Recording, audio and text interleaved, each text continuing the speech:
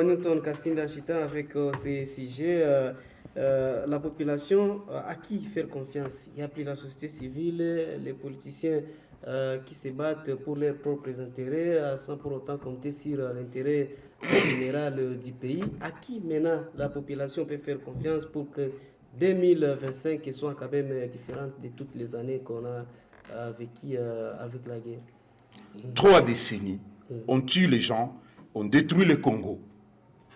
Nous avons des preuves accablantes prouvant la présence des forces étrangères sur le sol congolais. Des preuves accablantes. Oui. Nous avons des preuves qu'un responsable congolais a signé un pacte avec un groupe de criminels, notamment Paul Kagame, Bill Clinton des États-Unis, Ramaphosa de l'Afrique du Sud et un responsable angolais. Ils ont signé un pacte de la balkanisation du Congo pour leur donner du pouvoir. C'est comme ça que nous vous disions ici, du moment venu, on va publier nom, post-nom et la responsabilité de tout et chacun. Dans cela, je dis bien. Donc, il y a la présence des troupes étrangères sur le sol congolais qui ne sont pas venus pour aider le Congo, mais pour continuer cette mission jusqu'à la balkanisation du Congo. Nous avons les troupes génocidaires rwandais qui se trouvent sur le sol congolais, vous les connaissez vous tous.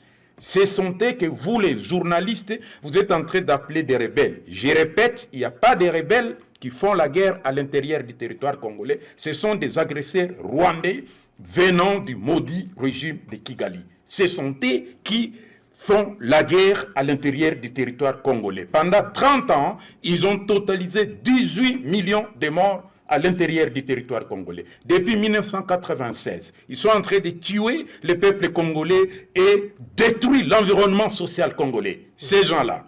Et aujourd'hui, vous voulez nous dire qu'il faut supporter tout le monde qui arrive. On organise les élections à l'intérieur du territoire congolais. Un pays en guerre.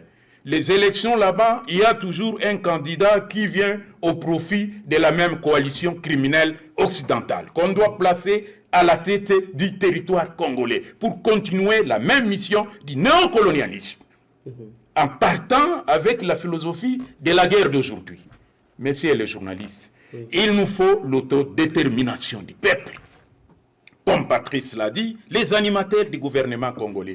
Avez-vous un animateur du gouvernement congolais qui est venu réunir l'élite intellectuelle du Sud Kivu et du Nord Kivu pour leur parler de cette guerre?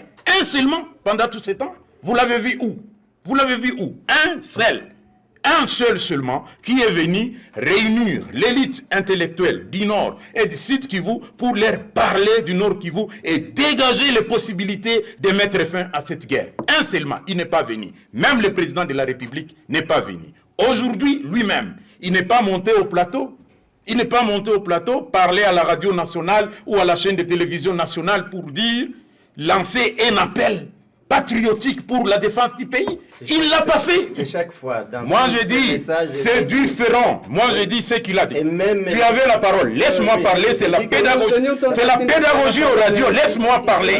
Laissez-moi parler. C'est la pédagogie aux radios. Sinon, on va vous flanquer des mots qui vont risquer de vous faire sortir de ce gouvernement. Jamais. Voilà. Et donc, laisse-nous parler. Laisse-nous parler. C'est le peuple congolais qu'on dit matin, midi et soir. Et donc, moi, je dis ceci. Le chef de l'État n'a jamais été à la radio pour faire un appel patriotique pour défendre la nation. Il ne l'a jamais dit dans tous les discours qu'il fait. C'est différent de ce qu'il est en train de parloter là-bas. C'est différent, messieurs les journalistes. Il faut lancer un appel patriotique. Un appel patriotique veut dire quoi? Nous sommes en guerre. Lui-même dit, nous sommes en guerre avec l'État criminel rwandais. Peuple congolais, mobilisez-vous, allez dans la rue, défendre la nation. C'est ça l'appel patriotique. C'est ça l'appel patriotique. C'est différent des fameux communiqués et discours qu'il est en train de faire sur les radios, sur ceci. Bien sûr qu'à la tribune de l'ONU, au moins il avait pointé Paul Kagame du doigt. Ça, au moins, je suis conscient qu'il avait pointé du doigt. Mais de retour au pays, il faudrait passer à la chaîne de télévision et à la radio, lancer un appel patriotique à tous les 122 millions de Congolais pour défendre la patrie. Je vous dis que les jours qu'il va dire ça, aucun agresseur que vous allez trouver à Bunagana, Merci. aucun agresseur que vous trouverez à Bunagana. Et donc, il nous faut de l'autodétermination nationale. Voilà. Parce que nous avons des preuves accablantes de présence des militaires étrangers sur le sol congolais conduits par Paul Kagame du Rwanda. Merci.